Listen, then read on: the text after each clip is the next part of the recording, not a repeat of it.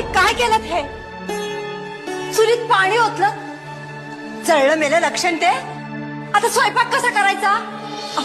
अहो भात कसा शिजणार? मेलं जीव तोडून स्वयंपाक करायला जावं तर हे असलं काही बाई विचित्र वागणं. असलं लहरीपणाने वागून का छळता हो? सहन तरी किती करायचं हो? निस्तरावं लागतं ते आम्हाला. आता हे असं थंड पडलेल्या चुलीवर स्वयंपाक तरी कसा करू? जणू काही हे त्या गावचे नाही तर त्या वडाच्या झाडाखाली जाऊन बसा. अहो जा म्हणते ना. अहो सगळ्या चुलीवर पाणी करून ठेवली, आता ही चूल कशी पेटवणार? येसू, अगं नीट पाहिलंस का? चूल विजली आहे पण भात तर कधीच शिजलाय.